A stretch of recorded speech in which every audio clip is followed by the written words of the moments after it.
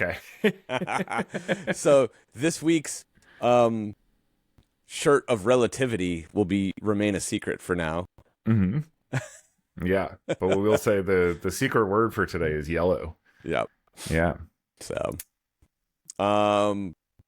I did not get a chance to watch Fantasia. I did not get Yeah, a me either. chance. I did not get a chance to watch any more episodes of Pluribus, but I know Dorian has some things he'd like to share with us about that show. So, Dorian, I would love if you have not, or for everyone out there listening, we're going to do our best not to spoil anything. But Vince Gilliam, not Gilligan, by the way, the director's name, Yeah. Gilliam. Well, there's Terry Gilliam. Am I saying it wrong? Yeah. I thought it was the TV creator of Breaking Bad is Vince Gilligan. No. Yeah. Have I been saying it wrong this whole time? Terry Gilliam is a former member of Monty Python who directed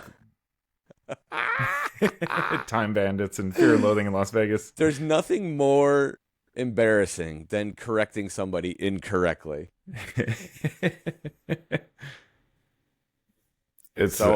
I'm an idiot. It is Vince Gilligan. I always thought it was Gilliam for some reason. Yeah, just conflating the two. Yeah. Because I imagine there are a number of Terry Gilliam films on the shelf behind you. Shelves, I should say. There's a few. There's a few. I mean, is he responsible for Faulty Towers? No. He was a Monty Python guy. No, I know. But Faulty Towers was Monty Python crew. Oh, I think John Cleese was on that, right? Yeah, I forgot. Yeah, I don't think he had anything to do with that. I think post Monty Python, I think he went pretty much straight into like his film directing career. Yeah, he did Fear and Loathing, right? Yeah, yeah. So that's in there somewhere. I mean, there's some Monty Python for sure. I don't know what else. Off the top of my head, I assume Time Bandits and or Brazil are probably present. Oh, they're both in there somewhere. Yeah, for sure. They're both in here for sure. Yeah. So anyway, Vince Gilligan has a new show out called Pluribus that apparently Dorian did not like. No. Well, it is unfortunately still an ongoing concern. They're releasing episodes weekly, so there's been 6 episodes released of this first season of this show, and there's, I believe, 3 more to go. Okay. I've only seen the first 3. Okay. But I have enjoyed it immensely, so I'm curious to hear what made you so upset yesterday that you texted me that. Well, I decided to get caught up because I had watched the first 3 episodes or so and was into it. I was curious to see where it was going. Like, it's a really good setup and premise. And also, I should mention Vince Gilligan, prior to Breaking Bad, he worked on X-Files, which is one of my absolute, like, just all-time favorites. There's like a special place in my heart for that show. Up to a certain point, of course. Like everything, it turned to shit. Yeah. Jumped the shark. Yeah, it really, really did. But anyway, Gilligan was responsible for a number of like really, really excellent episodes of that show. And actually one of which stars Bryan Cranston, and then that's how they formed a relationship that resulted in him starring on Breaking Bad, which is cool. I actually just learned that recently. Cranston was on some podcast, I don't remember which one it was, and he was talking about that. He's like, he's like, I got Breaking Bad because I was on the X-Files. So I was like, what? Okay. Yep. Have you, real quick sidebar. Have you heard the theory that Malcolm in the Middle is actually part of the Breaking Bad universe? I've heard this. And that Cranston's character, what is it? Something White or whatever. Yeah, Walter White. Walter White, there we go. That Walter White actually survives and is in witness protection. And that's, so Malcolm in the Middle is Walter White post Breaking Bad in the witness protection program. Mm-hmm. I love it. I love it. It's one of those that, like, I'm, this, it has no effect on anyone whether I choose to believe this or not. So I Yeah, choose to believe it because reality is improved by that it's choice. fun. It's it's something. It's fun. it's That's one of hilarious. those things that is just fun. Yeah, You no, know. that would like get me to watch Malcolm in the Middle. Actually, I I know. could watch it through this whole new lens. I almost want to go back. I never watched it when it was. I think I might have been just a hair too old, maybe. Same. And I never watched that show, but I've heard that it's much funnier than it ever got credit for being. Yeah, no, I remember hearing like quite a bit about it, and not only Yeah. how funny it was, but just in terms of like utilizing the television format and like the language of cinema, it was a bit more sophisticated than people, kind of expected. Like there was a lot of stuff they did visually on the show that Oh, was for television, especially at the time, like very kind of unconventional. okay. And like forward thinking. So I've heard that, people that talk about it that are fans are like, no, it's not just like I think this show's funny, like it's actually like a really, really good show. So There you go. yeah. Everyone's homework for the week. Go back and watch Right. Old Mount. I wonder where it's streaming. I like that's not even one of those shows that pops up on any of the streaming platforms. So I wonder Yeah. where it's buried. Was it? Somebody's Disney's got it in the vault. Yeah, I was gonna say, was it on ABC? I That would make want to it. say it was on Fox. Well, if it's on Fox, then all bets are off. Yeah. But Then it would be Disney, actually. it would be Disney now. Yeah. Yeah, yeah, Yep. that's crazy. But anyway, so yeah, so I huge X-Files fan, love Breaking Bad, of course, because I'm a human with thoughts, and anybody Wait, I I think thought that you didn't like Breaking Bad, or you no, didn't I watch? love Oh, you didn't. You didn't see love Breaking Better. Bad, was not a fan of Better Call Saul. That's right. Yeah. Yeah. I only watched the first season of it, but it wasn't doing anything for me, so Yeah, I jumped ship. You messed up on that one. It's all right. If you can't grab me in 10 hours, then I think, I've given you a fair shot. Patience. Patience is a virtue. 10 Everyone wants everything to be served McDonald's style. Oh, There's nothing wrong with a nice slow roasted pork butt that takes 3 days. There's nothing wrong dude, with that. Tastes better well, that way. I'm with you. It didn't give me any reason to want to continue past the, again, 10 hours that I had already patiently given it. I will mention at this point that one of my favorite movies of all time, Goodbye Dragon Inn, is a movie where absolutely nothing happens, and there's a like I want to say like 4 minute long shot of just an empty movie theater at one point in the movie, and I adore this thing. So yeah, slow, patience demanding cinema or storytelling is not something I'm averse to, but yeah, this was, I don't know, just wasn't doing anything for me. Whereas yeah, that 4 minute shot of that empty theater, I'd like cry every time. um I don't even know what to say to that. it's a great movie. It's called Goodbye Dragon Inn, directed by the great Ming Lang Tsai from Taiwan. Everybody should watch this movie.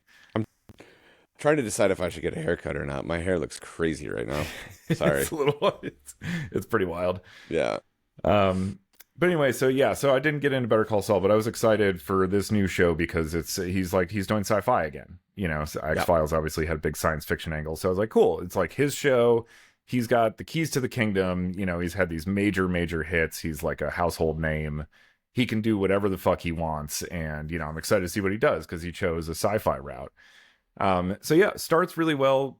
Premise is really good. I don't want to spoil anything for Greg, which isn't too difficult because like one of my issues is just like fucking nothing has happened on this show since it started, like at all. Well, and there's even a part where like, I was kind of struggling with it a little bit in the beginning because it's a cool setup and everything, but I'm like, I don't see where we go. I don't know like really what the stakes are, really what I'm supposed to be rooting for or against, or what I'm really supposed to care about all that much. Because like the main character also, I enjoy watching her just being mad at everything, but that's like basically the entire show. Yeah. Is just her being annoyed by the world. Well, here's my take on the obviously, little bit that I've watched so far is that it's less sci-fi, more social commentary. Well, and that's and all great sci-fi, all great science fiction is exactly that. I know, but I'm just saying, like, there's no spaceships, there's no action sequences, there's no grandiosity, there's none of that. Oh, you're talking science fantasy, my friend. Well, all right. I will, make a hard distinction between those two types of things. But yeah, science fiction in terms of like actual fictional scientific happenings. Well, okay. I see. I fair distinction, I suppose. Yeah. It's not Star Wars where we're just like, we're in the future, well, actually Star Wars is in the past. But some distant galaxy, where things are different. Yeah, that's good. Well, okay. So I guess the point that I'm trying to make is that I think that the show is, in its own very tongue-in-cheek way, is basically saying how boring society is becoming because of the circumstances that homogenization that exist. So I do believe at some point there will be a tipping point where things will start to happen. That is my gut instinct, knowing his past endeavors. Because it's essentially the same problem that you had with Better Call Saul. The entire first season was a setup. And then the show really begins in the second season.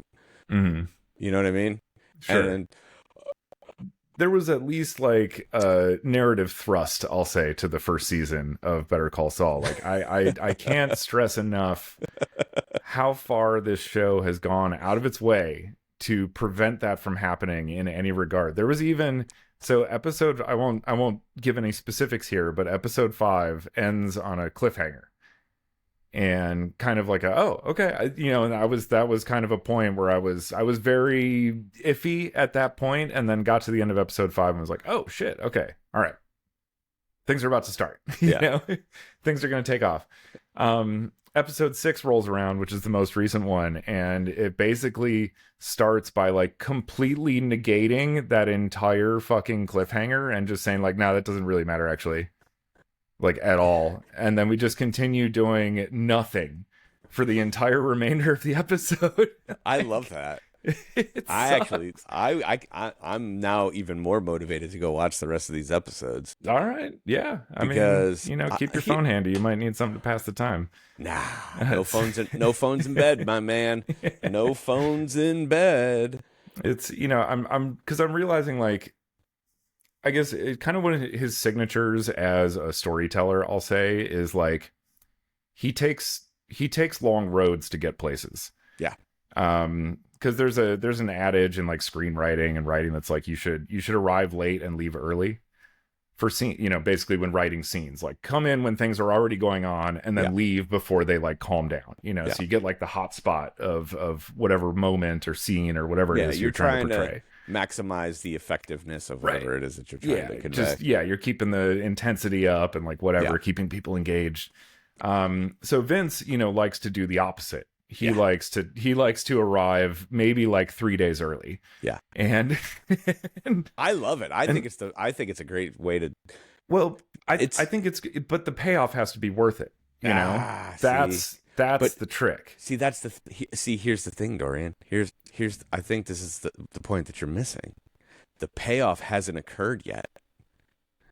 But if it's going to take 30 hours of my life to get to the payoff, that's not a risk I'm willing to take. Dude, this is I watch movies all the time that are like 2 hours or less that get it more depth and more interest and more profundity than his 30 hours of bullshit could ever have. This is the modern day Vince. It's very infuriating to me. Who wrote Ulysses? James Joyce. There we go. Vince Gilligan is the modern day James Joyce. Oh my god. Boom. I don't know. I disagree. I find I would have gone with Finnegan's Wake. That is the more okay, sure, whatever. voluble one, but I think for whatever reason, his way of doing things is intriguing to me. mm-hmm. And I don't know if it's because it is so polar opposite from everything else that is put out into the world or whatever the case may be. The methodical like sludge of anything happening is so captivating to me. And it's, I don't know. I find his way of doing things quite alluring. So, Yeah, it's yeah, what's missing. I mean, what's missing because I agree when it works. You know, yeah, like when it's done well, I also like love that. You know, like again, I'll go back to Breaking Bad just because it's obviously like an apples to apples comparison since it's the same guy.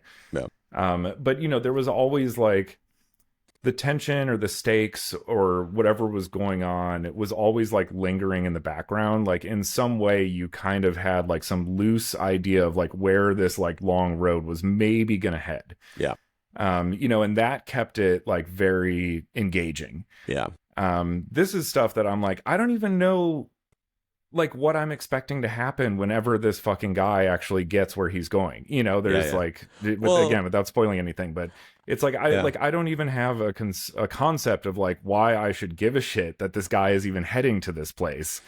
And you know, again, I'm gonna watch the rest of the first season. I'll give it the first season to see what happens, and if it, you know, if it would take like probably the greatest piece of writing in the history of television to turn this thing around for me at this point, but if he delivers that, then like fucking hey, I'm on board. You've got my trust. But at this point, I'm just like I'm watching this just like plodding, never-ending dialogue. It's just exposition after exposition, like scene after scene of just we're explaining stuff. We're explaining stuff. Now John Cena's explaining something. John Cena's in the show. He shows up for a minute to negate the cliffhanger from episode 5. Yes, I can't wait. That's so awesome. Yeah, so you know exactly, but it's fuck yeah. Well, speaking it's just of all John, these ways to like dress up these kind of like nothing happening scenes where we're just explaining stuff that I think any reasonable person by now would fucking understand. Okay. Well, yeah, and it's really testing my patience. I love that. I think that makes it even better. There is a term in wrestling that has been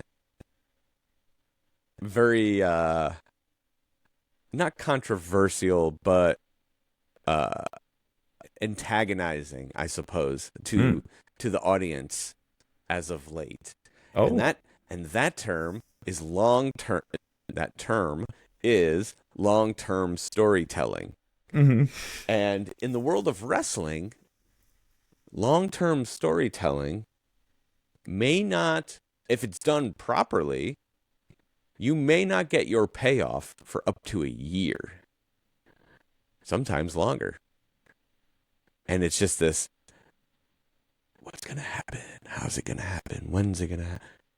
And, oh, you have this distraction that's going to burn 3 months just because you want to burn, I think the way that wrestling storytelling traditionally has been done is all roads lead to WrestleMania, right? So you have this date on the calendar, whenever it is.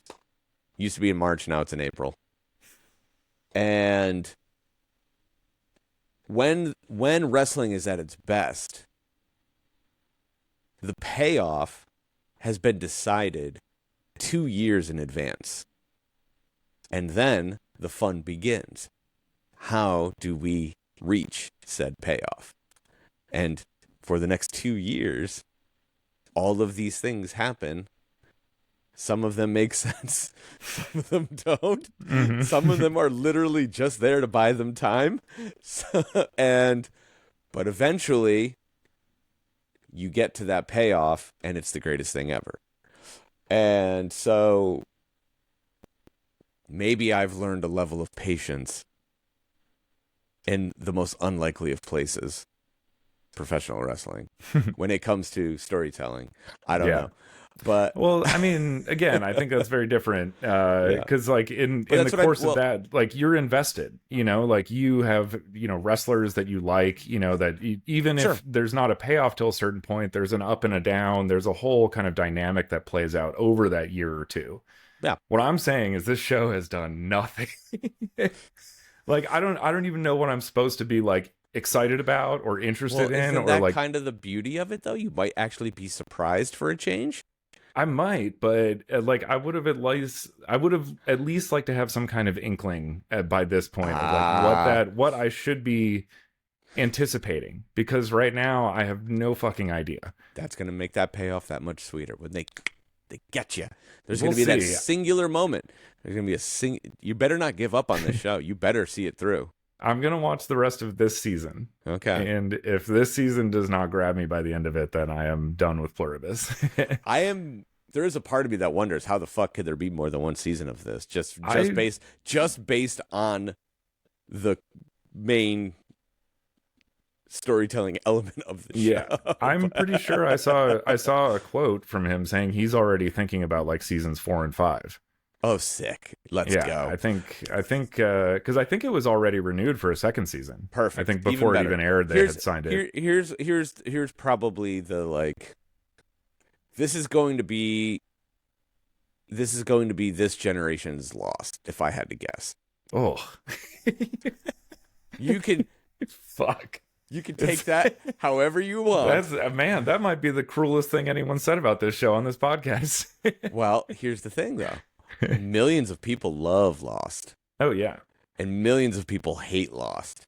And it sounds like, just based on the two of our reactions of what we've seen thus far, we are slowly making our way down that same path. And it sounds like it's the type of show, especially considering the premise that they've already established for themselves, that they're going to have to do some really wacky shit to keep the show moving. It's eventually. Yeah, I know. I'm like, it already feels like they're just treading water and like don't have anywhere to go with it. Well, and like I said, I don't really see. I read a lot of science fiction too, so like this, the storyline that's going on here is like it's a theme and it's an invasion of the body snatchers thing. Yeah. Totally. And so it's pretty common, kind of like initial trope. He's putting his spin on it, of course, which is cool. Yeah. But yeah, just even being familiar with a lot of these types of stories, I'm like, I just don't really see any real path towards anything of interest unless we're like, if he wants to take us like into space and we're going to start like seeking out the origin of this thing, like, okay, I'll probably be on board for that, See, there you that's go. At least, but who knows? I mean, Apple is obviously giving him a blank check to make this show because the amount of money they're spending on every second of it is insane. Yeah. It's really, it's just a spend fest. I'm very excited. So I guess if anyone could do that, it would be them. The unfortunate part about all of this is that I got sidetracked by Stranger Things. Oh, yeah. I haven't indulged yet. Because with it being, I didn't realize that they were breaking up Stranger Things into 2 parts or whatever. I think it's 3 even. I think think it's part 1, part 2, and then the finale. Oh, okay. It's its own separate release. But I didn't realize that, and I was like, shit, we have to watch this because this will get spoiled. I was like, Pluribus we can come back to. I haven't seen a single person talk about it on the internet. Nothing to spoil. Nothing to spoil. You could probably just turn on like next week's episode and just pick up where you left and you wouldn't even know. Like I'm not even fucking joking. It is. But even then, my old ass, I think we've put it on now 6 or 7 times, and I think we are midway through the 3rd episode. Okay. I just keep falling asleep. Yeah, dude, I'm the same way. I can't stay up for these fucking things anymore. I know. I used to stay up till like fucking 4 a.m, just like watching Twin Peaks video cassettes, and now it's like I have like this like 5.1 surround sound blasting at me with like Dolby Vision HDR just like piercing my eyes, and I'm like yeah. The warm glow. I mean, that's why I sent you that video yesterday. So we can leave it there with the Pluribus talk. Yeah, that's fine. Yeah. I think we've both made our points. I can't wait to see where this goes, though. I can't wait to. I'm excited for you to watch it, and we'll continue the discussion because, like I said, I'll finish out the season. Yeah. So when do we know when the last episodes air? I think are they releasing them weekly or weekly on Fridays? Okay, so we got 3 more weeks.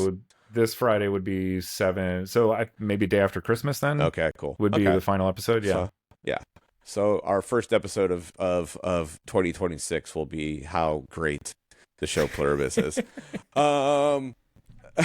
Maybe it might be. It might be. I'm not abandoning that possibility. And in fact, I would love it if it proved me wrong. But so rarely is that the case.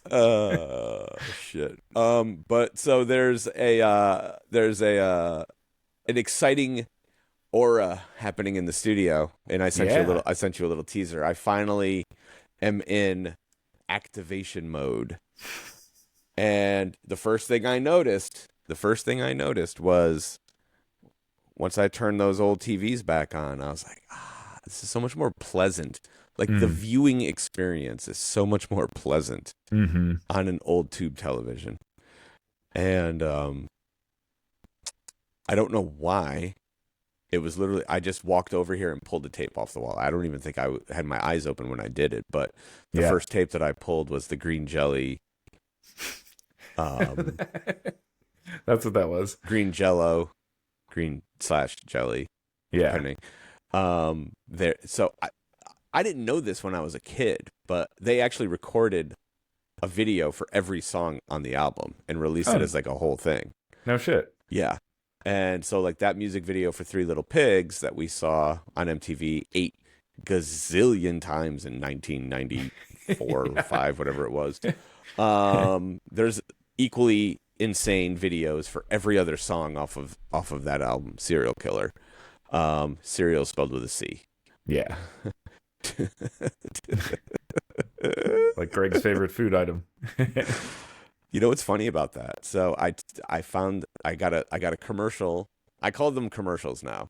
Sponsored ads on Instagram they might as well just be commercials. Yeah. Right? I'm with it. So let me see here. I'm going to pull this up actually because this is how broken I am as an adult. So Ethan. Ethan is my like health guru. Uh-huh. Nice. And I go to him for all things biohacking and supplements and so on and so forth. He spends a lot of time researching things and what have you. Nice. So I got a commercial the other day for a product called Man Cereal. Okay. What go on. Yeah. So first and foremost, before we go any further, I love cereal. It is literally the one thing I have abandoned so many of the things that I love in life for the greater benefits of my physical well-being. I don't drink soda anymore. I 95% of the time don't eat candy. I don't eat potato chips. I cut out all the junk food. I cut out other things. I don't drink booze anymore. Really, I'll have like a drink very rarely, at a dinner or something. But the one thing that no matter how hard I try, I cannot kick is fucking cereal. I love it so much. I'm currently, just so everyone knows, I have 2 boxes of cereal in my cabinet right now. The first one is, now this is a new thing.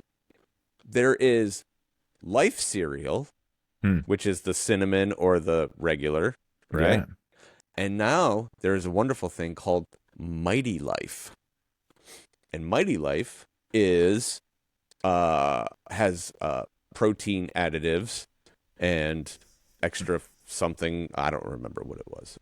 Anywho, it's supposed to be better for you in some ways, probably worse for you in others.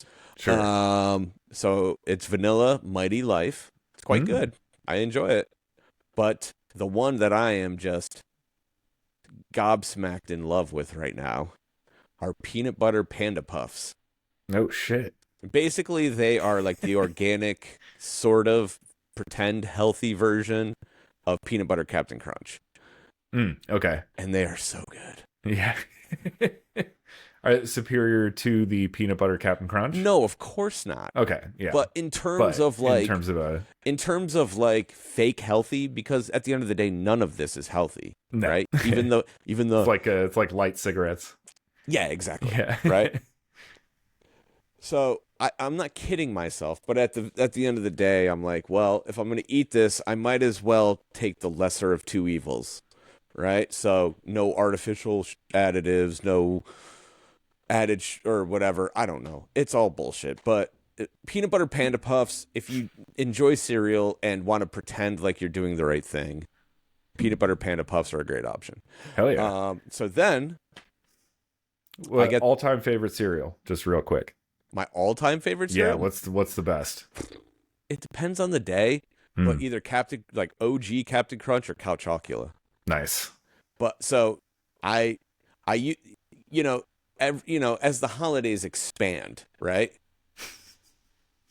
And, Christmas begins the day after Halloween, basically. So too does the release of holiday-specific cereals. Okay. But I'm trying to think when I remember the first time this happening. But basically, you can get Count Chocula and Boo Berry and Frankenberry basically right around Labor Day now, I think. Somewhere in that time period. Mm-hmm. And there was a time not that long ago, maybe right before the pandemic, I don't know, so maybe 2019 would have been the last time that I got to enjoy this to its fullest extent. 2 straight months. I mean, 2 straight months of eating Count Chocula every day. Oh, damn. All of September, all of October. Boom, boom, boom. Yeah. And I'd usually throw 1 box of Boo Berry in the mix just to have a little fun. Sure, yeah. You gotta give yourself a present. If every day is a gift, then you still got to find ways to give yourself a present every now and again. Exactly.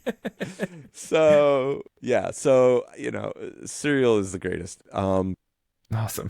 But I mean, I used to go on a rotation, so I would generally go let's see here. I'm trying to think back to my younger, more carefree days. But it would be something. It would be something along these lines. I would usually do I would jump back and forth between I don't know the right word to use here, but a sweet cereal and then a fruity cereal. So whether that's like Captain Crunch, and then an Apple Jacks. Okay. And then Golden Crisp. And then Fruity Pebbles. Yep. And then I would make the transition from Fruity Pebbles to Cocoa Pebbles. Oh shit. Oh my god. That is next level. And this was my cereal eating habits for many a year. Many a year. Okay. Up until not that long ago. So you would just leapfrog like that. You didn't have like a Mondays or this, Tuesdays or that. No. Yeah.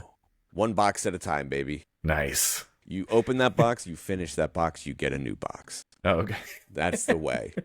That is the way. Awesome. Yeah. Never deal with any stale cereal because that would be the reason I have 2 boxes right now is because I wasn't sure if I was going to enjoy the vanilla life. And I do like it, but I put it down for the peanut butter panda puffs. Once those peanut butter panda puffs are gone, which I might have finished those last night actually. Now I'll go back to the vanilla life. Do you ever cross streams? Like, are you doing any kind of like hybrid cereal bowls over there? No. Purist. Okay. No.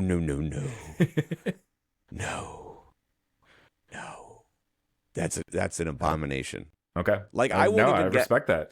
I won't even get like the Reese's Puffs. because mixing the I either okay. want peanut butter or I want chocolate. That's Right. it. Okay. Do So not. you're more of like a oops all berries kind of a guy than a Nah, crunch berry. I was never a big fan of the crunch berries. Hmm. Not because of the mixture. Like, here's the thing. Oops all berries is a new thing. That's fine. But you can, like, I can get Cocoa Puffs or I can get Captain Crunch peanut butter. But I'm not going to mix the two of them together. That's silly, right? Now with Captain Crunch, that was a Captain Crunch berries, berry crunch, whatever it was called. That's a an expansion of the universe. Mm-hmm. That's different, right? I mean, because it's not tricks, it's its own thing. So, but like when cereal companies get lazy and they just put two types of cereal together, Mm-hmm. that's bullshit. Yeah. If Fucking you're making crossover episodes. Yeah. if you're making a new cereal like or something that doesn't exist otherwise, then you're good in my book. You could have two things like Lucky Charms or whatever. That's fine. That's good, right? But yeah, mixing two already established cereals together is just Yeah. bad. Okay. All right, so, go ahead. Sorry, go ahead. No, I love this. I didn't realize how many cereal questions I had, but Yeah. now that we've opened the box. Yeah. So how do you feel about Cookie Crisp? I was never a big fan of it. Well, yeah, it's it's not a cereal. It's like you just made cookies smaller so you could put them in a bowl. Yeah. And it, here's the thing. Here's the thing with Cookie Crisp, though. Here's the problem with Cookie Crisp, is those little pretend chocolate chips. I don't know what those are, yeah. but they are not edible. Uh-huh. They don't taste good. Right. Like there's an Oreo cereal that I've been meaning to try. It's like a cookies and cream thing. It's basically Fruit Loops, but it's cookies and cream. Yeah. Right? I would get down with that. Now, I'm assuming that, I mean, you're not taking crushed up Oreos and mixing it into cereal batter, but Right. but if they did, that would be amazing. I was gonna say that actually.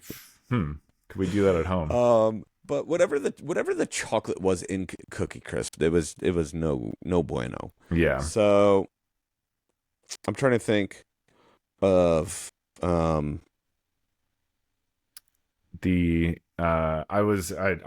I only dabble in cereal much for the same reasons as you, because I do find myself quite taken with it if I indulge.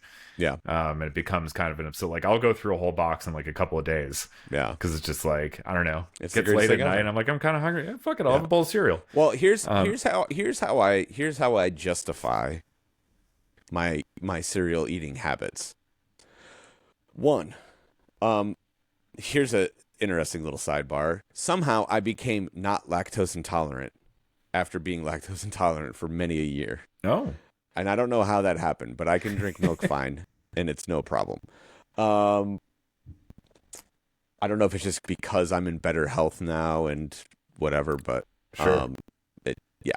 So for a while there, I was doing cereal with soy milk and then graduated to almond milk. My wife loves oat milk, and I think it is the most wretched thing ever. Cannot do oat milk. It's so disgusting. And then one day I found lactate milk, which is literally real milk with the lactose removed. And it got, like, my taste for milk came back, and I was like, this is amazing. Yeah. And with Hudson, we're giving our kid good old-fashioned whole milk. That's one of the nice things about living up here is you can get, like, farm fresh milk locally, so it's not, like, mass-produced, and it's not bullshit, and it's... That's awesome. It makes such a fucking huge difference. And I think that's why I'm able to drink whole milk, because I wasn't drinking whole milk in Atlanta. And I think when we came up here, I was like, let's see if I can handle this milk, because I know that it's higher quality. And it's been fine. It's been great. That's awesome. So for the last 6 months, I've been drinking whole milk. So I here's how I justify eating cereal. One, I'm drinking milk, which is good for you. It's a good source of protein, good source of calcium, vitamin D, blah, blah, blah, all that stuff. 2, if I were to eat a cookie after dinner or a cupcake or any other number of sweet treats, all of the above are much worse for you than a small. And my portions have gotten much smaller. Like they're almost the size of the recommended serving. Like I do. I don't go crazy with it. So it's low calorie. It's some sugar and it's some other preservatives bullshit, but it's like the one thing that I get to enjoy that's not good for me. Everything else I eat is pretty healthy. Yeah, if cereal's your one vice, I think you're doing pretty well. Yeah. But yeah, it's like dessert is like if you look at if you go to a store and go like a grocery store and you go to the pastries and dessert section, I mean, one slice of cake or one of their like ridiculous cookies, they're like 4, 5, 6, 7, 800 calories. Like they're bananas how bad they are for you. Now this is the sign of an old man talking right now because I know I know being health forward is sort of trendy and all that fun stuff, but the older you get, the more you really do start to pay attention to this shit. Yeah. And it does make a difference. I can tell you. I have lost 30 pounds. I feel better now than I did when I turned 30. So awesome. Whatever it is I'm doing, it's working. Yay. Yeah, it's a good trend, I'll say. It's one of those that's like, no, it's a good thing that this is a trending thing. Yeah. I can't wait to name the title of this episode Health Food.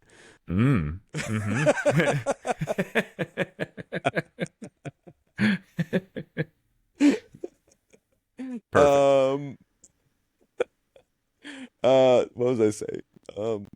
Anywho. Yeah, so I'm able to justify my cereal eating by that basic notion of it's better than whatever else I could be eating right now. Now, the best option would be to not be eating anything after dinner, but we're not quite there yet. One day, maybe. Okay. My brother has recently moved to fruits. That's been like blueberries, like raspberry type of stuff. I do that, and like it just doesn't scratch the itch. I end up just eating something else anyway. Sure. I like fruit in the morning. I don't do fruit at night. That's that might actually now be the title of the episode. I don't do fruit at night. Yeah. But I was gonna say though, I did in one of my more recent dabblings with cereal. I did discover French Toast Crunch. Oh, that's a good one. Oh my god, it's fucking delicious and so cute. They're like tiny little pieces of French toast. It's unbelievable. We're gonna go back in time because I don't think that this exists anymore. But there's an even better one, and it's Waffle Crisp. Oh yes, Waffle Crisp. In like 2005. Let's see here. Let's see when Waffle Crisp. If it might still exist. Yeah.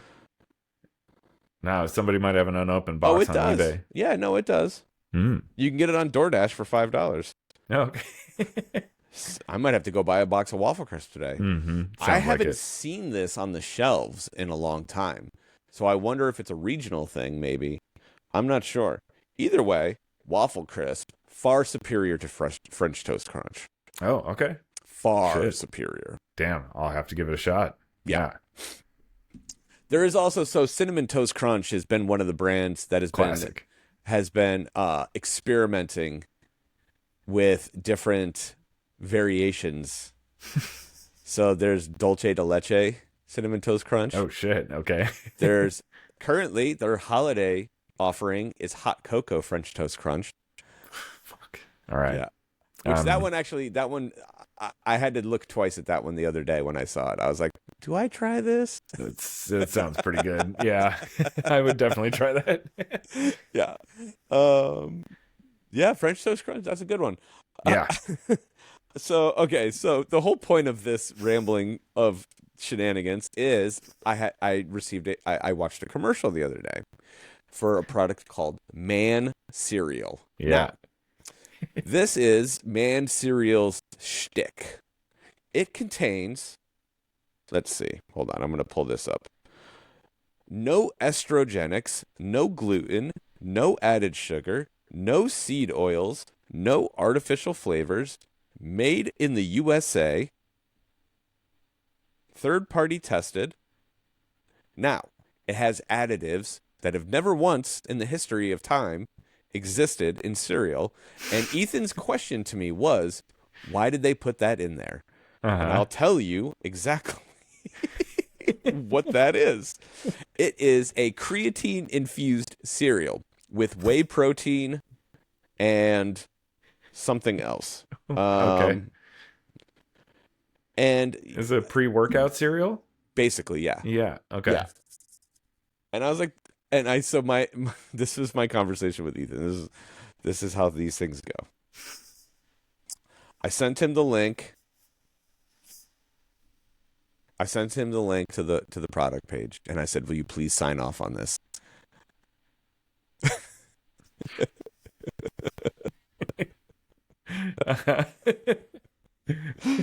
And to which he said, "What in God's name is this?" No.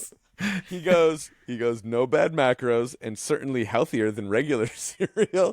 But then he goes, personally, though, I don't understand why they would put creatine in there. It's like, so just put some weak steroids in your cereal. Just get you going. But here's the problem, though. I don't eat cereal in the morning. Oh, okay. Because, as any good addict will tell you, once you start, you can't stop. That's why I eat cereal at night. Mm-hmm. Because if I have my one little bowl and I fall asleep, then that's good. And it's done and it's over. If I eat a bowl of cereal in the morning, odds are I'm going to eat one at 2 p.m. Mm-hmm. and probably another one after dinner. Yeah. So and you're going to be thinking about it all day in between. Yeah. So I have yet to decide whether or not I will be embarking on the man cereal endeavor, but they do have 3 interesting flavors, intriguing even. Okay. They're like rust and steel. No, although it would be funny if that's what they named them. Yeah. We've got classic fruity, and then here's where it gets interesting. One of them is salted fudge, not just regular fudge, but salted fudge. Okay. And then the really, really intriguing one, maple bacon.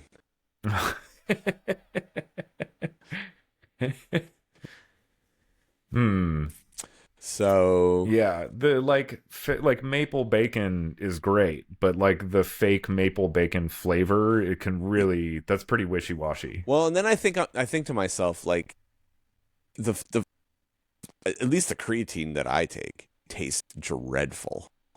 It tastes like poison.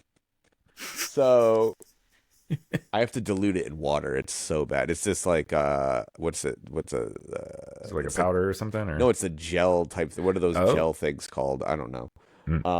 There's a name for them, but it's like a specific type of gel that your body will absorb more of it because like a colloid. I don't fucking know. Yeah. It doesn't matter. Yeah. Anywho, the creatine is wretched to ingest, but I do it every day. And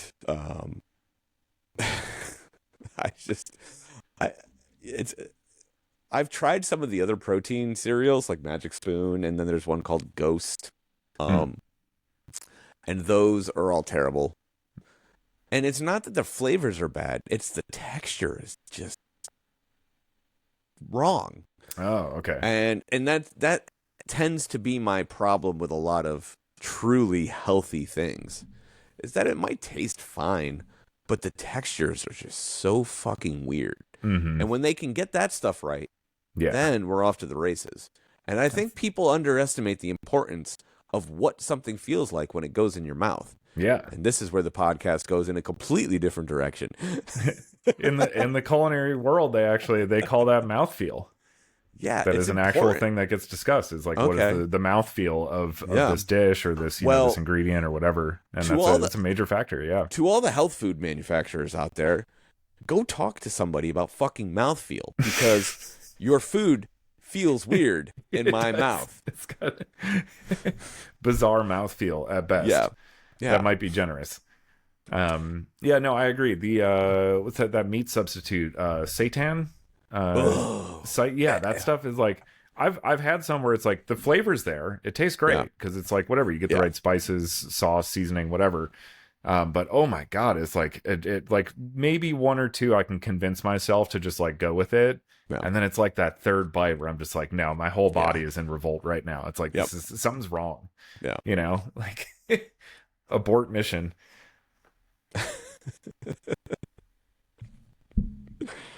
So yeah, Ethan told me, he's like, well, it's worth trying, I guess. And then I looked at the price. Let's just say it's not cheap. Yeah. No, well, yeah, nothing is right now. Yeah, but even this, it is $12 a box. Wow. And that's like a regular ass size box. That's actually no. That's if you subscribe.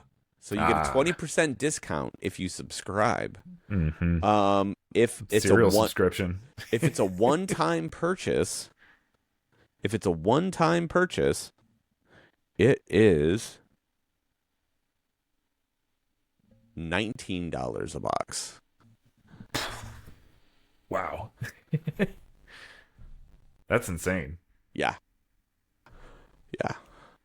Now, granted. All right. Now, granted, I don't know how much I spent on creatine, but if you put the two together, it's probably roughly the same price. Sure. If I had to stop getting a creatine supplement and it was in my cereal, then I guess sure, I guess that's okay. But either way, the idea of spending $19 on a box of cereal is completely it's insane, a bit to repulsive. Me. Yeah. Damn. So I guess I don't know that I'll ever actually try this. If anyone out there is interested in this conversation and does decide to try man cereal, please let me know. Yeah, give us your review of man cereal. Yeah. Let me know if I'm missing out or not, or if I made the right decision by probably not getting it. Now, the more we talk about it, the more intrigued I am by it, and I might just end up buying some, but I don't know yet. You got to give it a shot. I just love it's the same, like it's like the same marketing firm that came up with dude wipes. They're just like those put guys, man or dude, and those guys did just fine for themselves, because I'm pretty sure Dude Wipes is like, I'm pretty sure they were on Shark Tank, and they were one of the companies that either didn't get a deal. I could be making this up, but I'm pretty sure that they're worth like $1 gazillion now. Yeah, no, they somehow managed to like really penetrate the market. Yeah. Even though they're selling a product that's been in existence for fucking decades. Yeah. Sometimes you just have to brand it the right way. Yeah. You just have to talk to your customer base. It's like Liquid Death also. It just company cracks me up. It's just Liquid Death, just pure marketing. This is fucking water, you know? Well, I will give them this. It's not just that. It was the fact that they put their fucking water in a can. Mm-hmm. I don't know why more companies aren't doing this, because we all know the problem with plastic, the dangers of plastic, the dangers to ourselves and the environment. Everything, literally everything, except for maybe Seagram's ginger ale, for whatever reason, tastes better out of a can. I agree. Seagram's might be the one exemption from that rule. Including water. Water tastes better out of a can than it does out of a plastic. It feels colder. Like I absolutely 100% you get a colder beverage out of a can than out of a bottle. Like there's no doubt in my mind. I have a Liquid Death. I just saw it the other day. So they in the early days of their marketing campaigns, they were doing all sorts of kitschy shit, and they put out a VHS, one that I still have yet to watch. I have no idea what's on it, but it's worth a ton of money now because they only put out maybe 100 of them or something like that. But I was able to get one. So I have a liquid. Yep, I have a Liquid Death VHS. That's awesome. With something on it. Yeah. I wonder. I think it's right here. Yeah. It's like you like can't even risk putting it in a VCR at this point.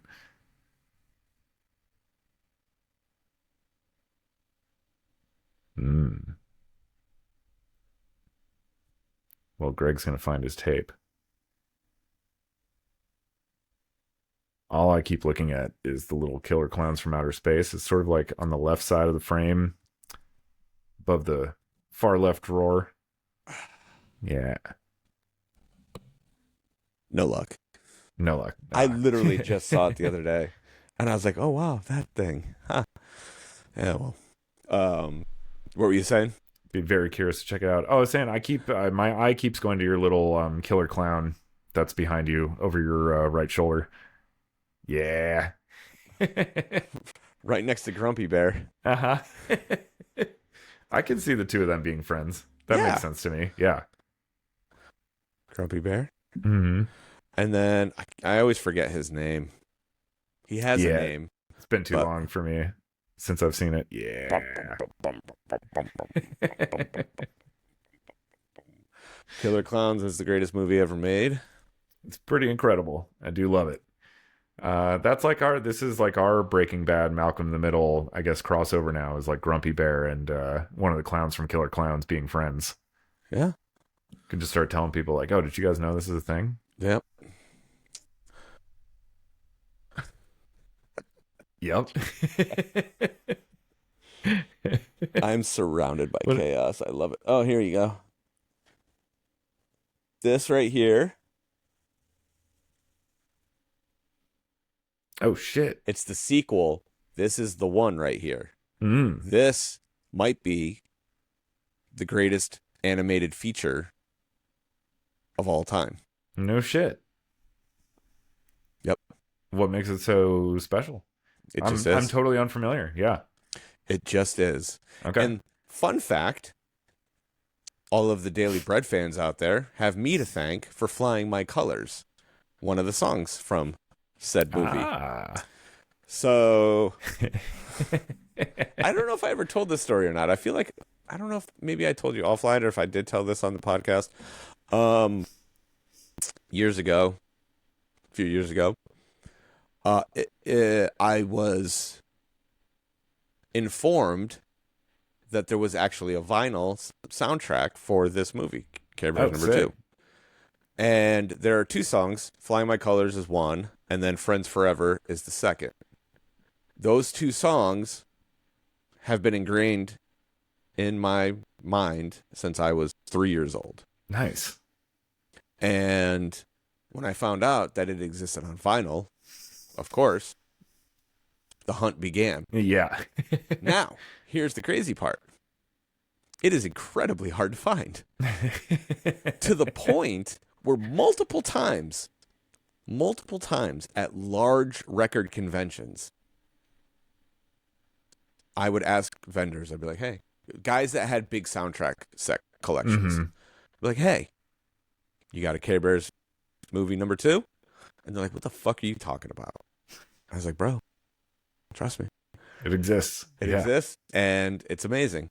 And like most people just had no idea that it existed. It's like it was like super duper, you know. It must have just nobody cared, you know. Yeah, right. So it was on the top of my mind for some reason. I don't know why, but Rhett and I, there's a big record convention in Atlanta, and every time that it happened, one of us would be out of town. So we never got to do the record convention together. And this occasion that Rhett was there and I wasn't, and the soundtrack was fresh in my mind for some reason. Yeah. And I was like, yo, do me a favor. I've been looking for this record for forever. See if anyone's got it. And he was like, are you fucking with me? And I was like, no, bro, I'm dead serious. Like, go find me this record. Give me Care Bears movie 2. It's gotta be 2. And Yeah. and I get a text back from him a few hours later, and he's like, first off, he's like, you're killing my street cred. He's like, these motherfuckers know me, and they're like, why is Rhett looking for Care Bears movie number 2? Second, he's like, why are you always after the shit that just no one can find or nobody has? He's like, nobody knows about this record. No one has it. No one knows about it. Like, I don't think you're ever going to find it. And I was like, how dare you say that to me? I swear to Christ. I swear to God. 2 weeks later, guess who got his copy of Care Bears movie number 2? Now, I actually have 2 copies. I found another one like 6 months ago. Holy shit. But, so, back to out in the wild? Yeah. Yeah, found one in the wild. One of them I got from an old collector friend of mine, and then the second one I found in the wild somewhere. So when I finally got the first one, Rhett was over at my house, and I was like, look what I found. And he was like, he's like, you've been looking for that for years. You asked me to go find it for you, made me look like an idiot, and then you found it 2 weeks later. And I was like, that's just how it works sometimes. That's how it works, yeah. So records demand a sacrifice of humility. That's right. It was called upon you this time, yeah. So he's like, well, we got to listen to it. I was like, oh, we're going to listen to it. So we put it on. He hears Flying My Colors, and he's like, holy shit. He's like, I need to borrow this. I want to flip this. And I was like, yeah, go for it. And fast forward a few months later, he kept waiting. This was like after him and I had toured together. I was still working with him, but I wasn't doing the shows anymore. And he actually had the song ready a few months before he played it, because he kept waiting for me to be there to play it for the first time, but it just didn't work out. And so when he finally dropped it, everyone fucking freaked out over it. I don't know if the first time he played it was at New Year's or Red Rock. It was a big show, whatever it was, and people lost their minds. Damn. And he was like, bro, he's like, Flying My Colors is popping off. And I was like, I fucking told you. It's worth it. Yeah. So. See, it shows you the true worth of street cred. That's right. I got you more street cred, Rhett, not less. That's right. Don't worry about old jaded record heads. You made your fans happy. You're welcome. But yeah, this is that's super cool though. This is a truly special movie. If anyone is down and depressed, I know I made a post about this last week. You know that picture of the barn with the hope on it. So I made a post about it, and I was being all eloquent and nice and trying to be, the good person that I pretend to be sometimes. And it moved a bunch of people, so that was nice. Oh, cool. But a lot of people suffer from seasonal depression, and then obviously holiday depression compounds seasonal depression, and it's a tricky time of the year for a lot of people. So for anyone out there who is going through it, I implore you, Care Bears the movie number 2 will put a smile on your face, guaranteed. Awesome. Hell yeah. Yeah. So I feel uplifted just hearing that. It felt so genuine. Yeah. I mean, it is. Yeah. It is. I love it.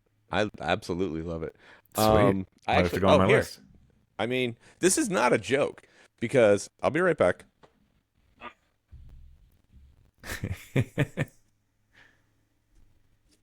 Oh shit. Okay.